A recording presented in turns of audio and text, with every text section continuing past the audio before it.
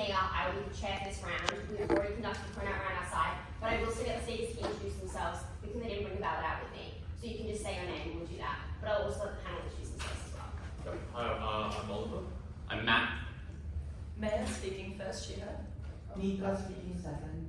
Guy speaking third. McKenna speaking first, Meg. Vivian speaking second. And Ben speaking third.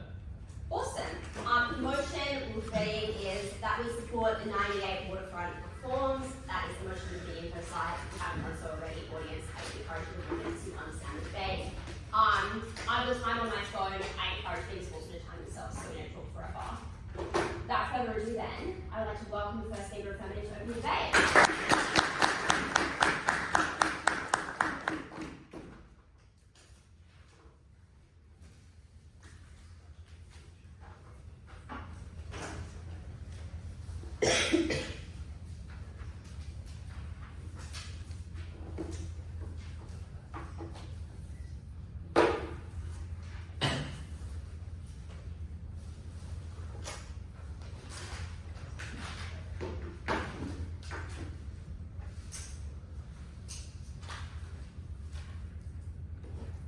Three things in this speech. Firstly, on setup. Secondly, why these reforms are really good for the Australian economy. And then thirdly, on why they are also good for workers. On setup, what do these reforms look like? We think this is everything in the info slide. You know, we had 2 minutes to read it. It's quite explicit. But it notably also happened in the past, so in 1998. So they have to stand for something like different, like a continuation of union power today, instead of what we have now. Secondly, to note in the setup is that Australia still has like incredibly strong unions relatively. So like even though this was quite a big union bust for Australia, unions are very much still around. There is high like membership compared to globally. People participate, etc. Like they still exist. They have a lower degree of power in our world. On their side, they have to support like unions still being strong. Cool. So why are these reforms really good for the Australian economy? Ports are incredibly important. 4 reasons for this. Firstly, Australia is very integrated with the global economy, but we import and export a lot. There's a lot of money that flows through the ports. Second reason is that due to economies of scale, there aren't many ports. We have like several like large ports rather than like many ports in general. So like this looks like in Perth, like a lot of minerals flow through certain like larger ports. So if one of these ports were to not be operational, that would be quite devastating to the economy. Third reason is that a lot of what Australia imports are like very important. So they're either like cheap goods for like low income people, general like consumer products, or they're input goods. So like they're materials to produce other goods. They're used in our production process. So if they're inaccessible, then that impacts like production and the rest of the economy to quite a large scale. Fourth reason is that Australia has like a revealed preference growth strategy for exporting, and this particularly looks like a lot of minerals sent to China. So we need efficient ports to do this and to compete. This is like what our economic growth hinges on to a large extent. Okay, so why strong unions are so damaging to ports operations? Several reasons. Firstly, often like operations are very complex, like you need expertise. So workers are not easily replaceable. This gives unions like a lot of power when they're like not easily replaceable, where there aren't alternatives. Unions also, when like unfettered, do tend to become quite powerful. So like corruption does flourish when there's a lack of accountability, a lack of regulation. And this is what we get under our side with like the increased like reforms and government policy. Next reason is that unions like make Australian ports unpredictable. Why is this so harmful? Because businesses and like trading partners don't like risk. They don't like uncertainty. They don't like knowing that maybe the port like could be not functional the next day if the workers go on strike, as they tend to do.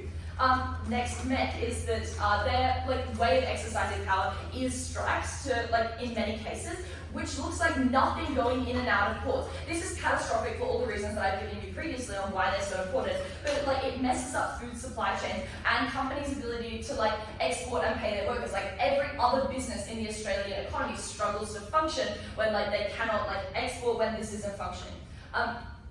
And then the last reason for this is that even when unions aren't striking, the things that they advocate for tend to increase costs. We think that this is good when unions are not too powerful, but when unions are so powerful, are so dominating, the things that they advocate for look like just continuing to push for higher wages, workplace conditions like to a greater extent than necessary. So this looks like, what this gets us is that even when ports are operating well, even when they're not on strike, they're unattractive because the costs are so high.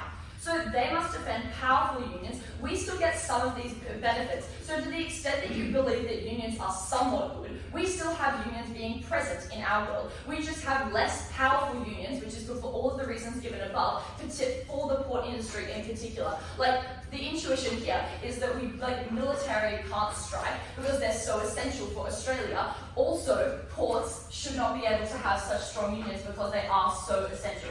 Okay, so now to prove exclusivity, why these reforms, why this way was the only way to meaningfully decrease union power.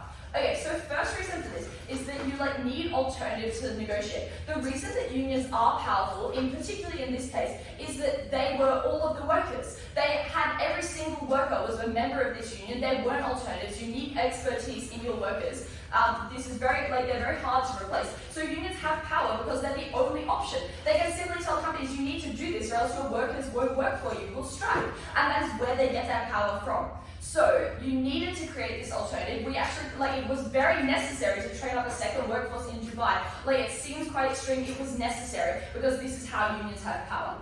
Even if you believe that some kind of extended period of negotiations could have occurred on their side, which I think is unrealistic, this would be incredibly slow. Negotiations are famously slow, famously reach many stalemate unions. So this is the fastest way to do that, and that's essential again for all the reasons given above about why ports are so important to the Australian economy. The last reason for this is that it's the most certain way. So that anything that they suggest or they can't counterprop anything, any alternative route that might have happened in the past they suggest is inherently speculative, and they can't claim that they necessarily get the economic benefits that we do.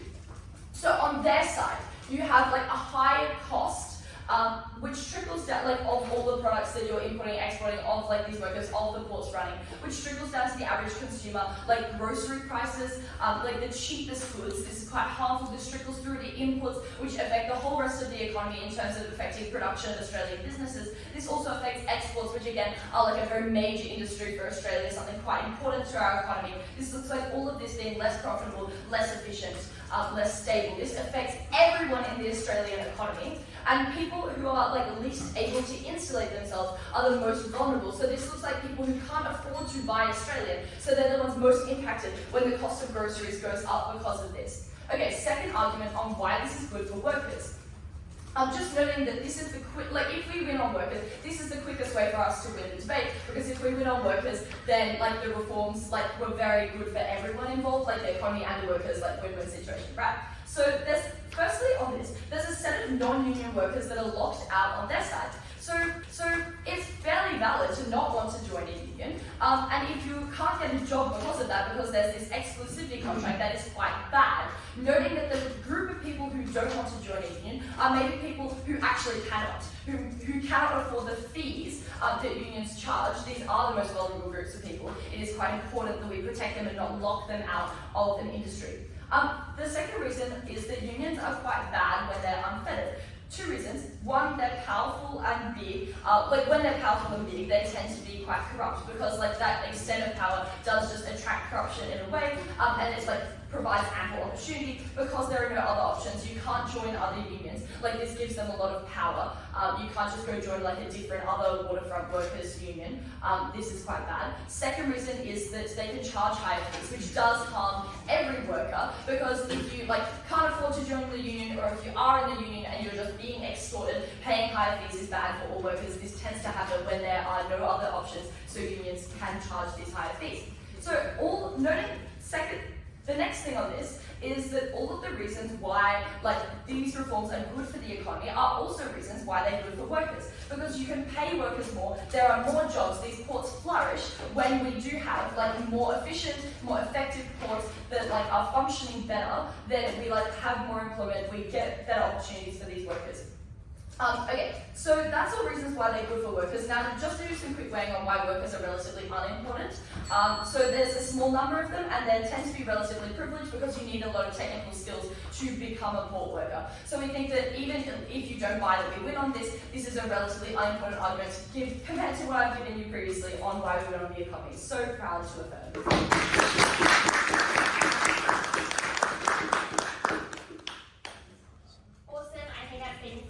And I welcome the first speaker, Thank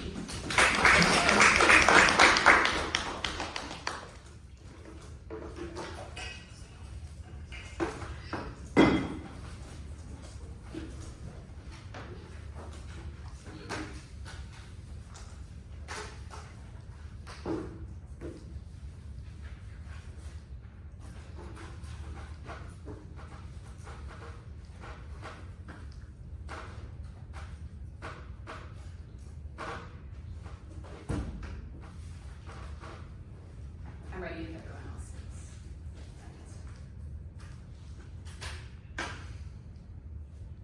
aren't just important in this one circumstance. Unions are important for Australian workers across the country who work in different industries and have different needs of representation and therefore need to be able to advocate for fair wages and fair conditions. What we tell you on the outside of the House is these reforms actually led to an awful precedent that continued to the decline of unions in a really dangerous way and undercut the privileges of a lot of Australians. What am I going to do in this speech? Firstly, I'm going to give you a little bit of setup on what we think the counterfactual happens instead in these sort of negotiations. Talk about the first point about the precedent for the decline of unions and why that was so damaging. Secondly, talk about why this was really harmful to workers in this specific scenario. And thirdly, talk about how trust in government declines generally because of this corruption. Firstly, on this counterfactual, what happens is when we don't think there's waterfront reform instead. Firstly, we want to establish we still think there's political will for things to happen. Two sort of things here. Firstly, we think there's political will because obviously there is a problem, there is some degree of crisis, those people are still going to want something to happen to the government. Secondly, we think we have political capital for there to be something else instead because so much legislation was passed in the info slide. And thirdly, we think there are funds the government is willing to direct this issue to the extent that the info slide says that they're just giving money to this corporation under the status quo. What do we think happens instead? We think that these the government is likely to facilitate mediation and negotiation, as what I hinted to, that is likely to lead to a better way that this issue is resolved.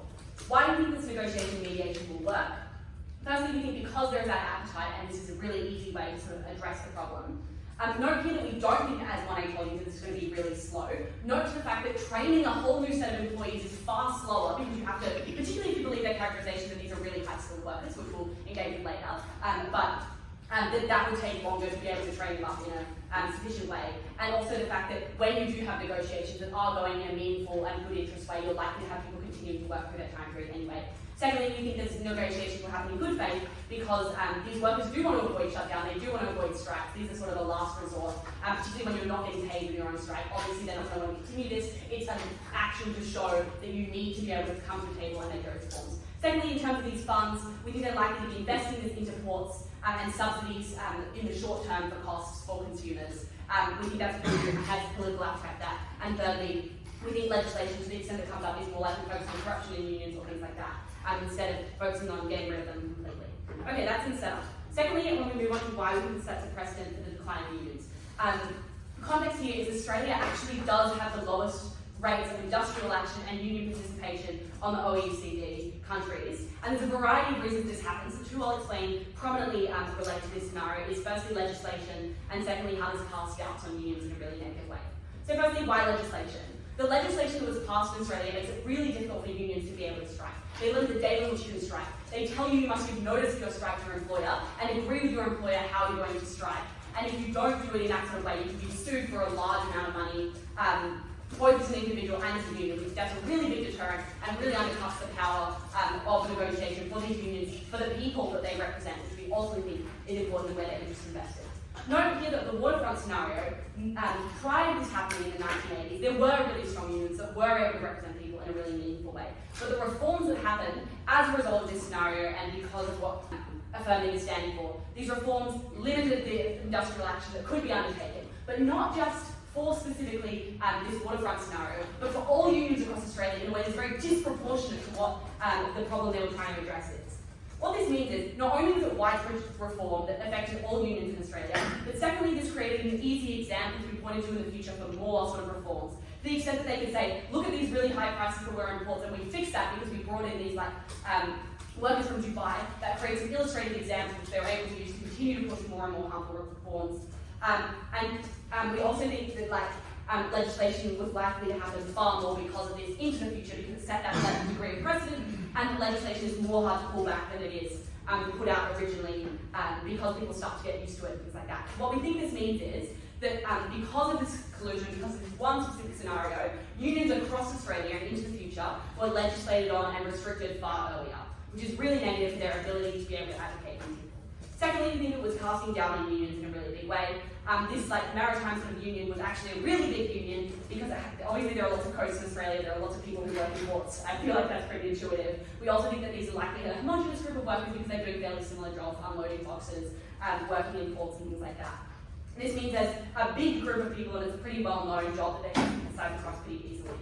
What the actions the Australian government did had like three sort of fold impacts in making people cast out the unions and engage them less. Firstly, people saw less of a reason to engage in the union, because what's the point if the government can simply overrule and simply work behind your back in a really negative way? That's obviously going to be very harmful. And secondly, particularly when it's super dramatic and like played up in the media, we think training a workforce from a foreign country and bringing it in is obviously quite stressful. I'll explain that a little bit more later. But secondly, we think it normalises the fact that you aren't part of the union, because prior to this reform, it was pretty clear that the government supported unions. It was more thought of as a norm that you were engaged in that union, so people were more likely to buy into it. But thirdly, we think there's a cyclical effect here that because less people are engaged in the union, because of that fear, because of that apathy, that leads to unions having to raise costs to enter and join the union. Note this disproportionately affects low-income people within the field that they wanted to tell you about. And that because less people are in, the fees have to hike up, less people can join again. Obviously that's really bad for these unions and means there's less bargaining power for them. Why are unions really important? Obviously we think that this is pretty clear within this debate, but because there is so much inequality, because there is so much power dynamics, it's really important that these people can be protected from abuse and advocate for what they need. The decline of unions is very devastating, and we think under our side, these sort of negotiations would have led to less draconian sort of legislation being passed and less backlash from unions. Why is it harmful for workers? More than like inequality and inefficiency. Firstly, we think that the costs weren't actually that bad, and note that we can engage this to some degree when we have subsidies. But also the fact that like the passing on of these costs isn't as severe because these are likely to still have to be affordable products if they want to be able to sell to the market in Australia, so they have some like cap on totally passing on those costs. Secondly, a lot of them are going to companies which are already pretty affluent, so we can absorb some of those costs. Thirdly, we want to respond to this idea that it's likely the cheapest goods. We think it's very unlikely it's the cheapest goods that are being imported. Note that Australia has a lot of land, so a lot of food and things like that you need most basically are actually just grown domestically. Most of the things being imported this time, things like cars, which obviously only really affluent people can afford anyway, so that minimises a lot of that benefit there. Obviously the subsidies are able to help this. We think it's so much more important that you weigh the fact that these union workers' capacity to engage with having high wages, with having fair hours, is so much more important. Note that that affects a really large scale of people, and people who are otherwise really vulnerable when a company has so much more power over them and they don't have a union to protect them. That's really damaging. We also think there's a loss of identity and pride when this job was taken away from them, particularly by a foreign worker. That's quite damaging and devastating to them as an individual. And also means like in future a lot of people working within these industries across Australia have less higher wages, therefore have lower living standards. That's far more impactful because it affects more people and affects more vulnerable people than a company losing on a little bit of income or having to negotiate a little bit and cost them more costs, which we're able to do under our side. Finally, trust in government we think declines because people don't see the government as transparent. They see the government as colluding with companies in a really corrupt way, which is really damaging. Note the fact that this is put in the media because it is an aggressive scandal, because these fear narratives of foreign workers are quite prominent in media, and because unions likely still have the power to complain. This means that people are less likely to engage with the government generally and feel more apathetic about the political process because of how devastating this sort of overreach was. And that is really damaging, not just for unions, not just for working in a specific scenario, but for the entirety of Australia and engaging with the political system in the future. We think the sort of precedent that this policy set is devastating for Australia.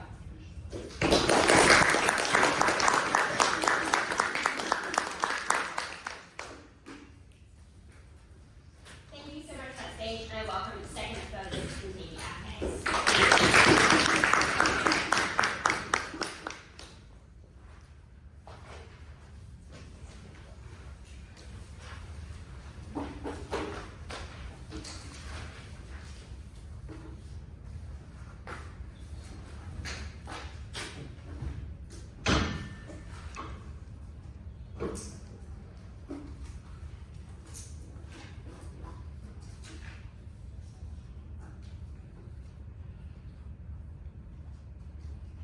In the Philippines, when we complain about like labor and we look for a model of countries that have really good working conditions, really powerful unions, really good labor, we look at things like Australia. We don't think that Australia is actually that bad, right? Okay, I'm going to talk to you about two things in this debate. Firstly, about the counterfactual and why we don't really have any fiat for this and why like the mechanisms they give for why it might happen are actually just like not true. And secondly, I'm going to talk about shape of unions and why they're actually better like in our world. And thirdly, I'm going to just like rebuild all of our stuff on the economy because if they're unable to prove that they're able to like reduce these like infinitely high prices, these really bad delays, they really just can't win this debate, right? But firstly, I'll talk about the counterfactual, right? And it's like direct response, right? Because they say, oh, we're going to get all of these reforms in a different way because of three things. One, because there's an appetite to do this. Two, because the negotiations happen in good faith. And three, that they can like coast this in the meantime with funds and subsidies and stuff, right? So firstly, I think,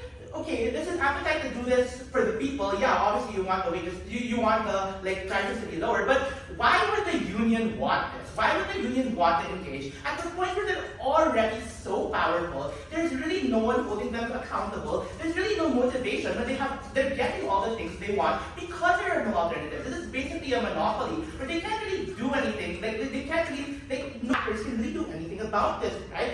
They tell us that negotiations happen in good faith, but they ask you why. We told you how as things become more powerful, they tend to become more corrupt. I'm gonna talk to you more about this later when we talk about the shape of unions and how if you really do value unions, they're better on our side anyway. But why would it be in good faith if they have no reason to do it? What is bringing them to the negotiating table? We tell you that nothing is bringing them to the negotiating table because they have it good already in status quo. If anything happens that they don't like, they can just strike, and there's nothing that anyone can do about it because ports are so integral to the lifeblood of the Australian economic ecosystem, right?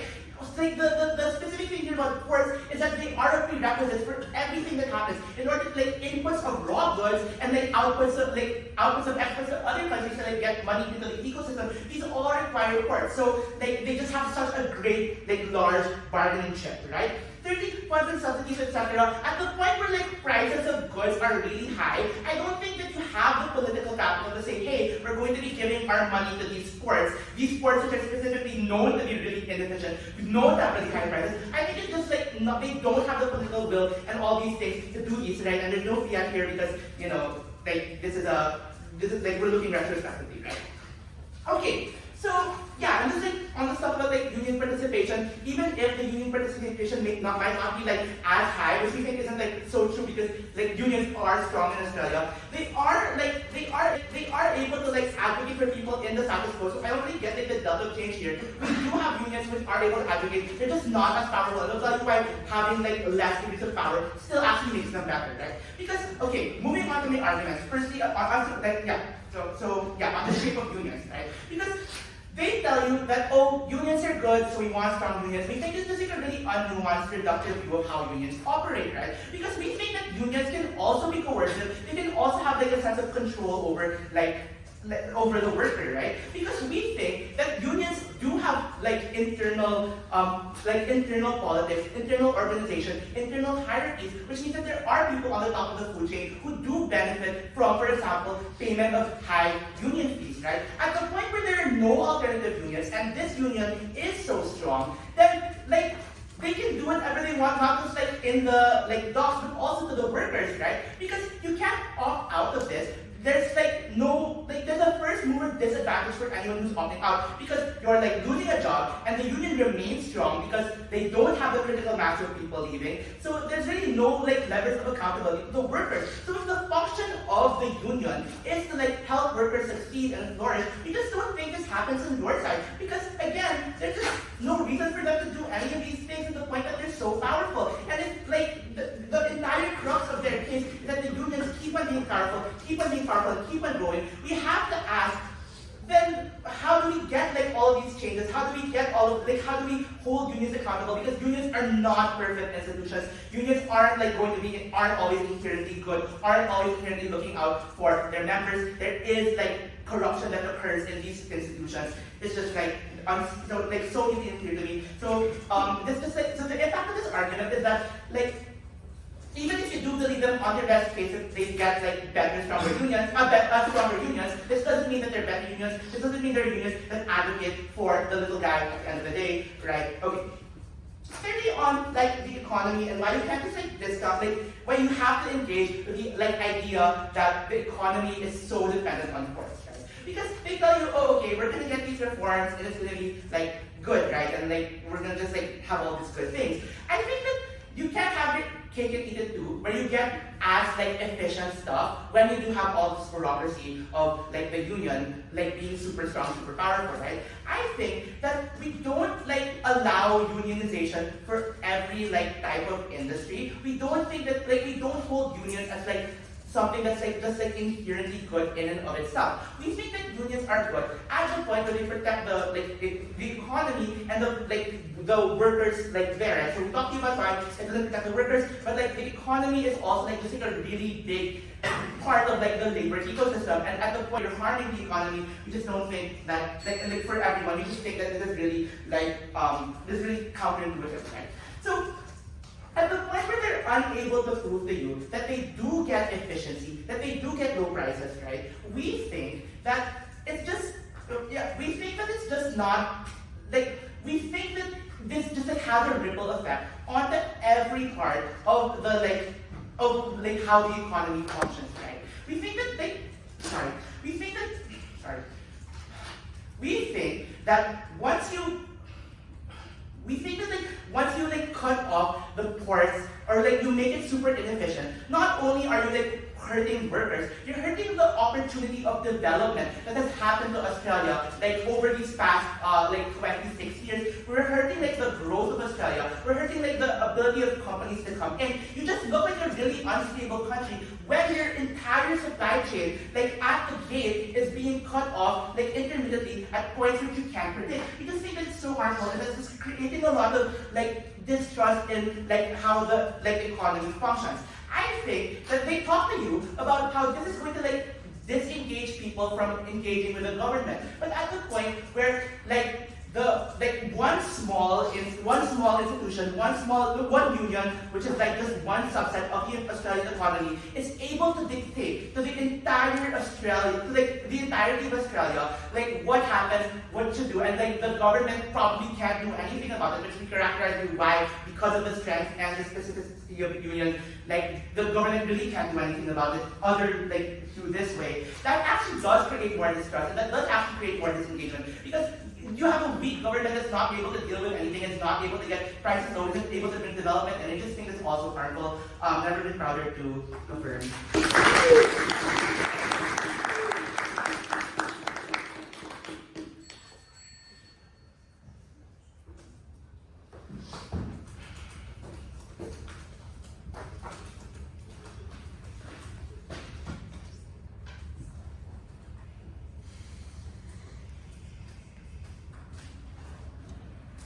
Thank you so much for that speech, and I welcome the second deputy.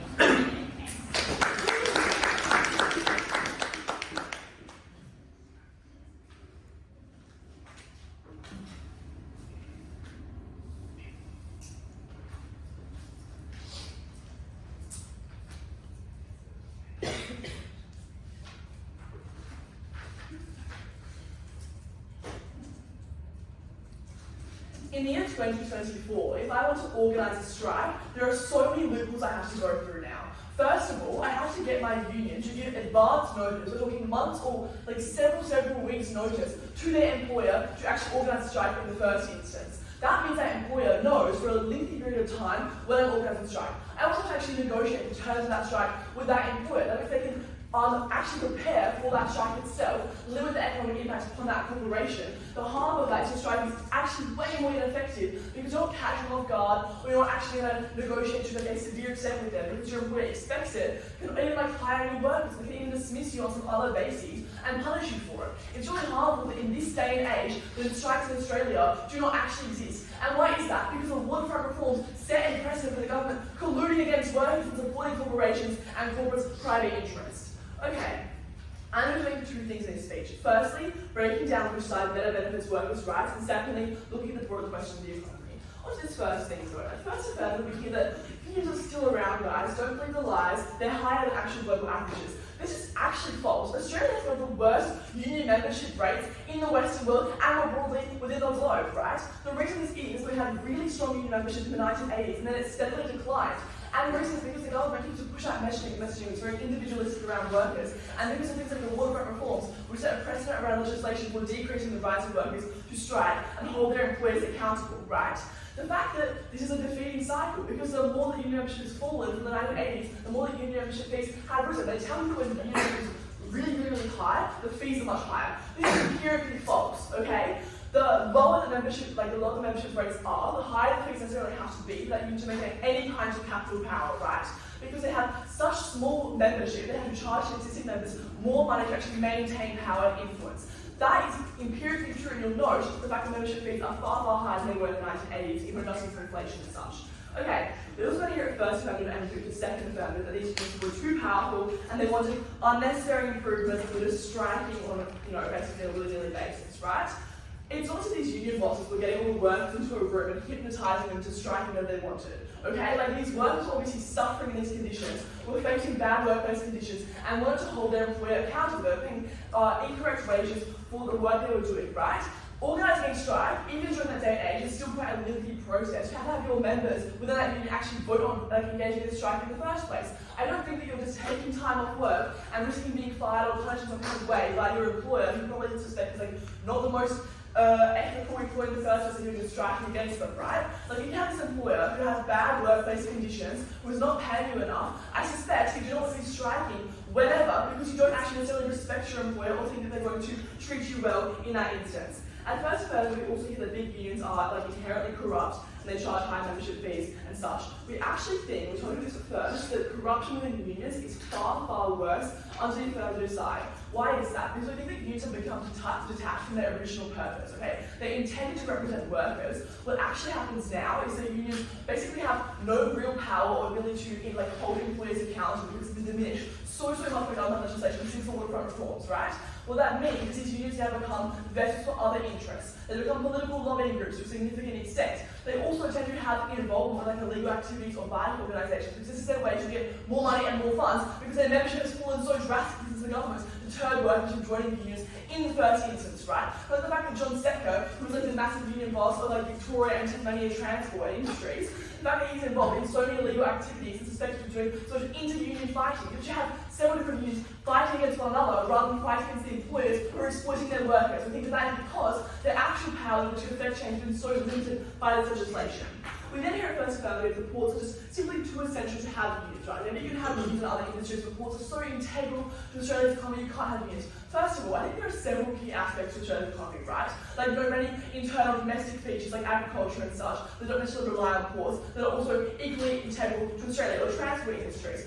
I think there are so many industries that are essential to Australia. To say that just because you're an essential worker, essentially, you shouldn't have a union is insane. Imagine saying to a healthcare worker that's being forced to work 16 or 20-hour shifts back to back in horrible conditions with minimal pay, saying to them, you shouldn't be able to strike, it's too essential. No, please don't go on strike, we need you. It's unfair to tell a worker that's being actually exploited that they should strike, they shouldn't fight for better working conditions because need them too much. Those workers are allowed to leave that workforce and they're being exploited and have no avenue for change.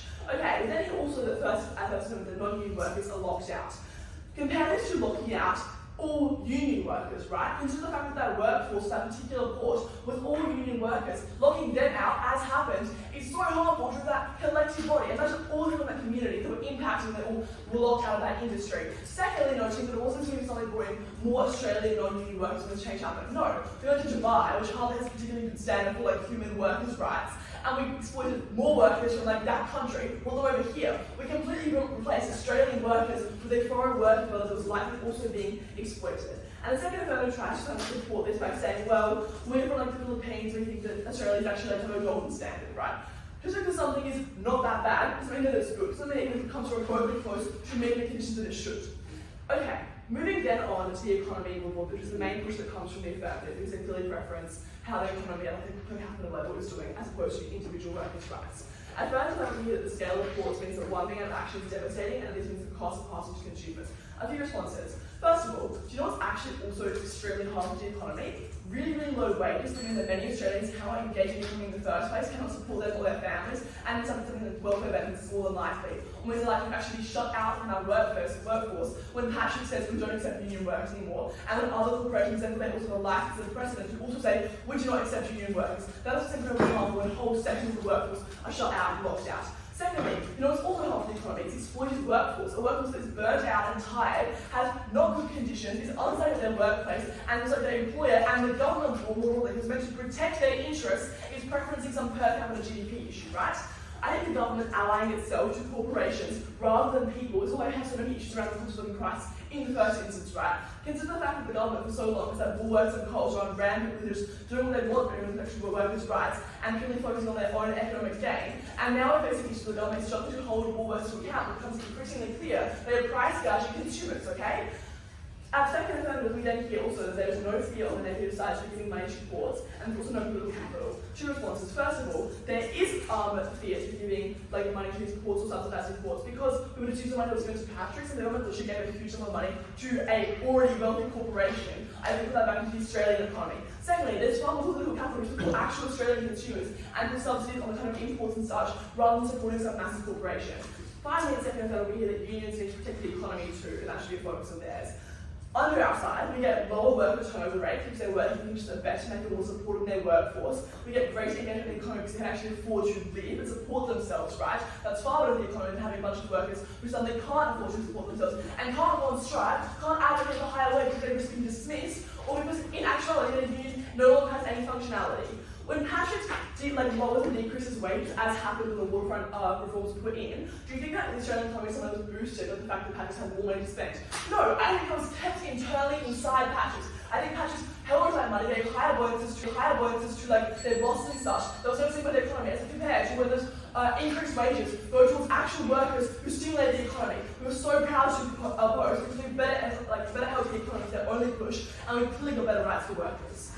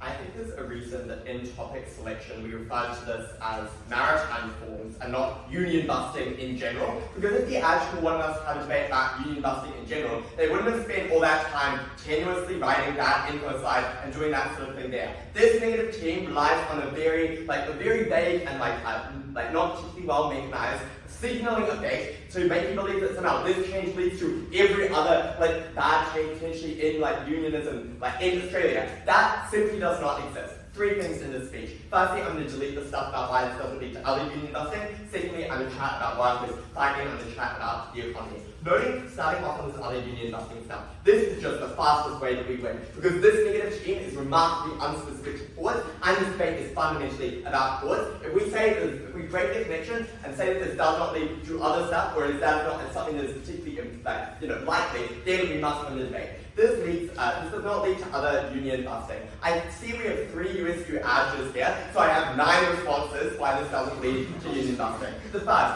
I would just suggest that this team massively runs away from the bargain. I would just say, come on guys, can we please have this debate properly? Secondly, I think often these types of things are quite specific to that type of stuff. And I would note that we are specifically supporting a very specific policy. If there are other policies in, say, supermarket or other industries that are particularly bad, which are different for the different structural reasons, we're more than happy to oppose those types of things. It's not about a trend in general. The third thing I would just contest is I think unions are just so strong, like relatively. Every day on my walk to uni, I see the CFMEU signs, I see how powerful they are. The ordinary intelligent voter knows that there were massive union strikes because those teachers' unions are particularly powerful and they weren't able to extract concessions. That is just, they rely on like calculation of Australia. That is just a factual. They throw around this claim about, oh, we have the worst union participation and stuff in the OECD. New Zealand is an OECD country, and I can promise you, we have lower union power and lower participation there. The fourth thing I would suggest is actually on a counterfactual.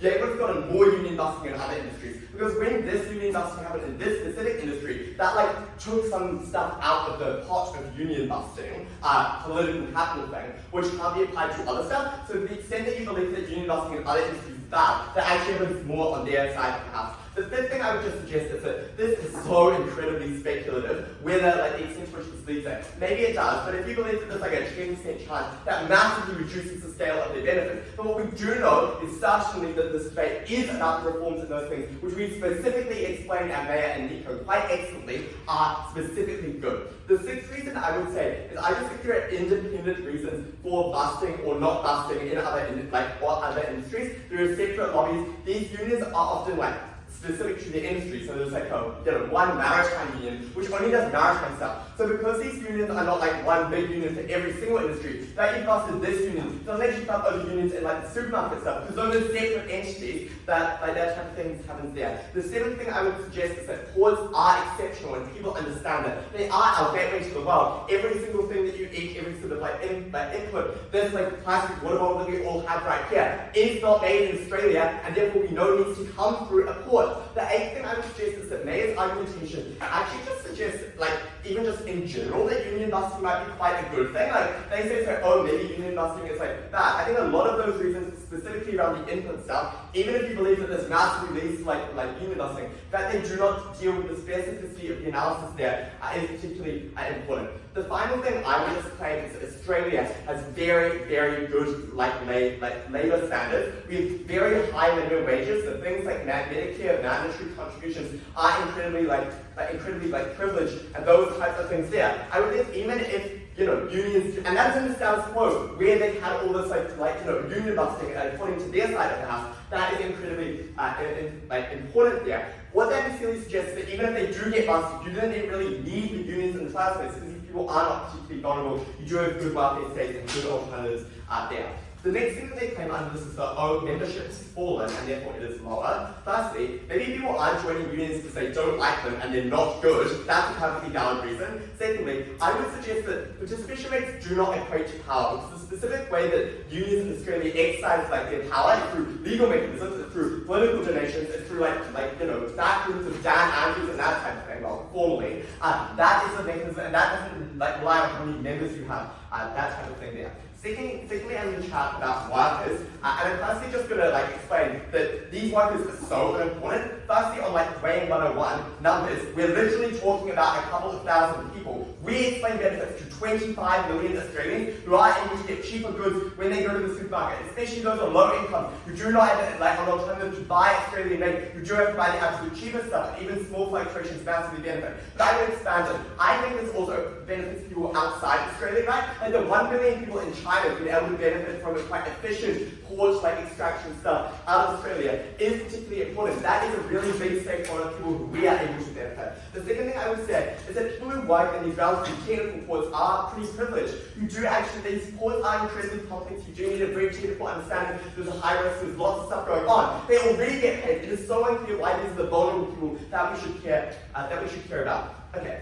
Chatting about workers more specifically now. The first thing I would suggest is that we still have the union on our side of the house, right? The union still exists. So they need to justify why the monopolization, the unfettered union is the type of thing that is particularly important, and they're not doing that. And I guess the structural reason why we still have the union is obviously in the info side, but also just the fact that my ex's dad literally works in this union, and it is still around, it is relatively powerful. That is something that is particularly important. Why do we positively win on workers? The first thing to say is that we explain that unions get worse when they are corrupt, when they are monopolies. when they are able to be corrupt, when you don't have to like compete with other unions or the option of workers for being non-unions, that means that you are more likely to do things like raise costs, to do things like, not use, like, those juice in a way that is particularly efficient. Because these workers literally have no alternative but to go for you. If you want to work at a port, you have to join that union, and the union knows that they have absolutely zero alternatives. That competition mechanism of being able to sit on the sideline can massively improve that union's behavior. The next thing I'm going to deal with now is the counterfactual of negotiation and mediation. The first thing I would say is, if it was so good, it would have been done. Like, union busting is pretty hard, it's pretty expensive. If we could all just like kumbaya and room together, that would have happened. Secondly, they say, oh, the negotiations will be on good faith. Like, come on, really, guys. Like, if you're going on strike, I don't think you're like, particularly chummy with these people. The final thing is that second negative suggests that there's some fiat to this. This is a support space. Support space do not have fiat. They don't have fiat. Okay. The final thing I would just say is that there are still existing legal protections around things like unions. It's illegal to lock out union workers into the long term with a temporary measure there. Secondly, on the economy, which is the most important issue, obviously, in this debate, why is the margin of change on efficiency in these ports particularly large? One, there are razor thin margins in the shipping industry. Any small change in cost, any small increase in unpredictability is something that is massively massively costly and does increase input costs. It decreases our ability to export, and it just is a disaster. Shipping companies aren't able to understand these types of things, and because unions always want more, there's always an incentive to go on strike again to get even higher wages, to get even more lax,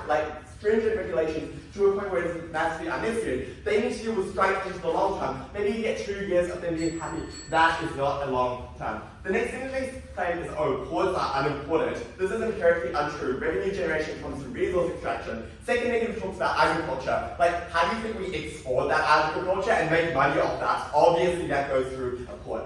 At the end of the debate, economy affected absolutely everyone, particularly the most vulnerable. So proud of that.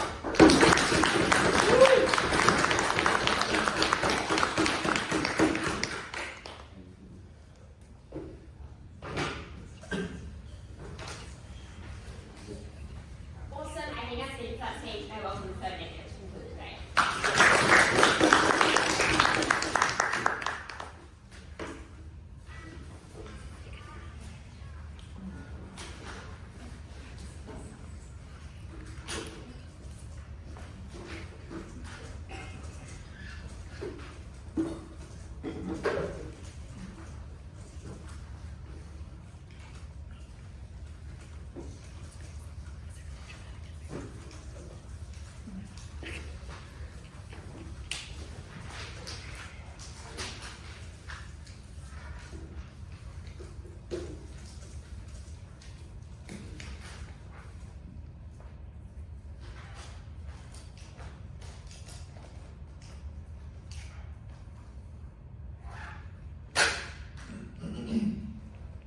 I don't care if Guy can see a CFMEU sign on his walk to work. I care if Australian wages haven't kept pace with inflation. I care if people don't have the bargaining power via a membership in a union to be able to negotiate with their company to say, you should increase our wages, we are a collective, we respond as one. Unionization power matters because it ensures Australians get a fair wage and make sure that they have the money to spend on the economy and make sure that they are not left behind by big companies who can benefit from things. We are the side who gets the correct balance between the power of unionization rather than the overreaction that has happened in Australia as a result of these waterfront reforms. I'm going to do 4 things in this speech. Firstly, I'm going to talk about how we are able to get effective negotiations on our side and how the counterfactual is not just complete stalling and crisis, but we are actually able to resolve this crisis through negotiation. Secondly, I'm going to talk about how you do have, and this has had, a significant long-term knock-on effect to other industries outside the ports and why that is so damaging for union power for a specific economy.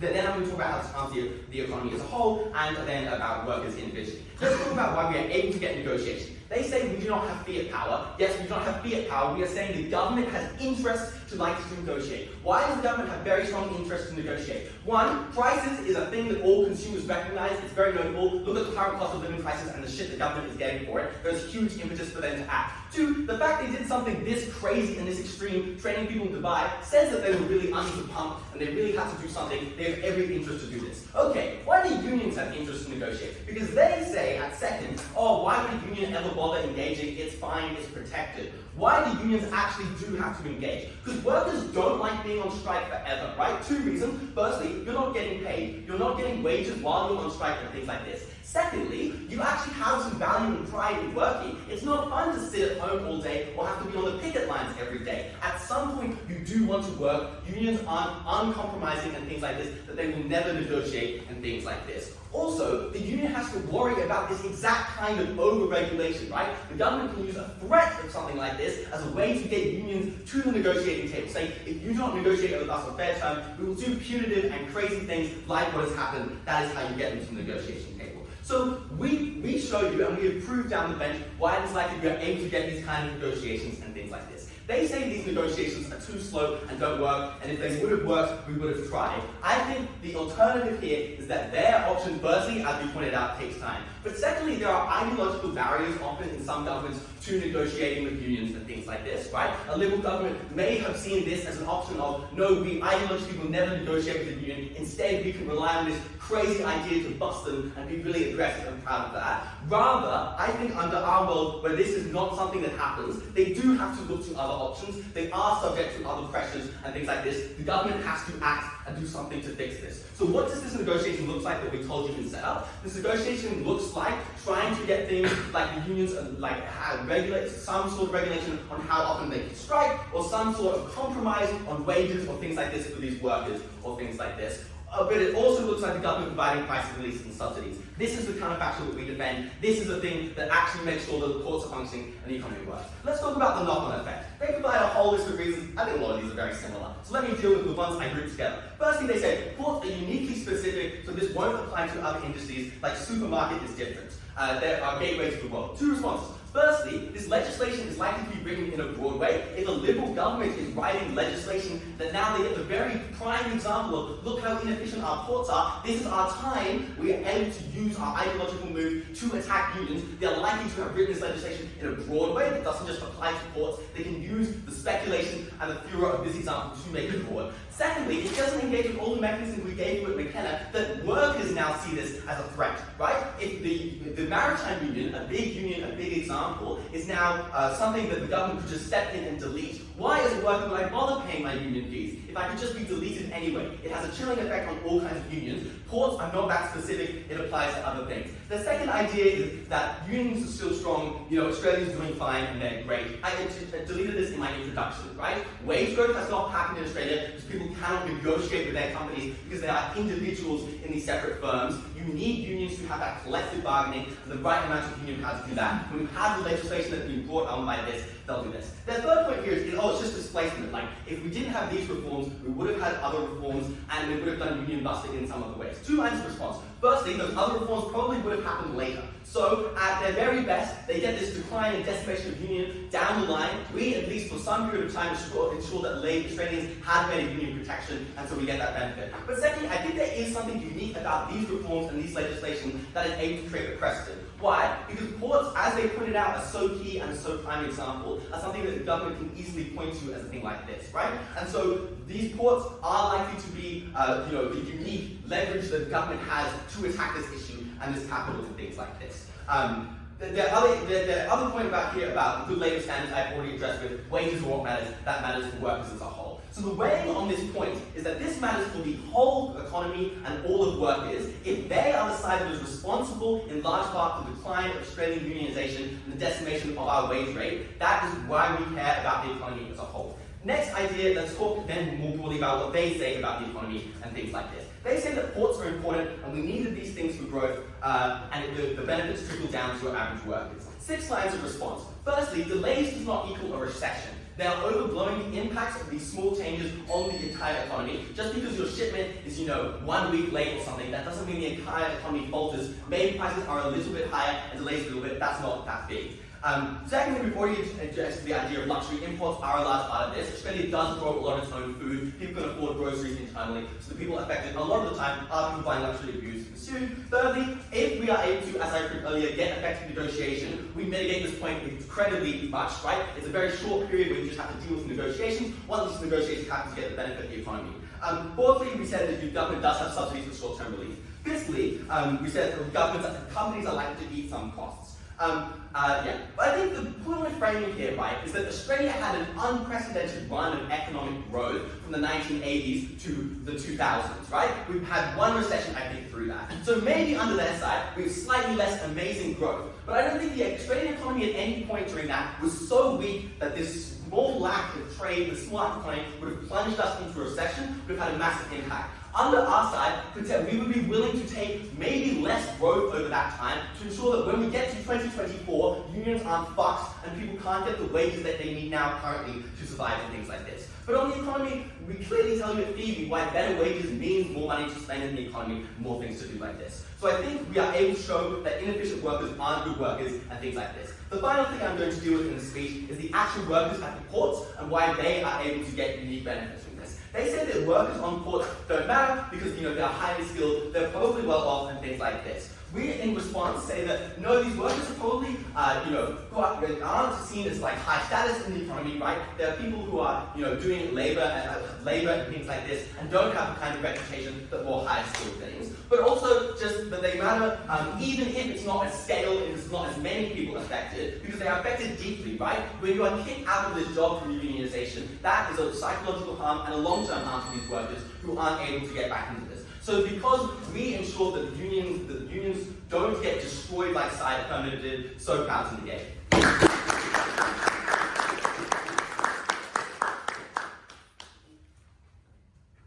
Thank you so much for that speech. Thank you to all speakers. Across the floor, shake hands. Go outside. That's really right.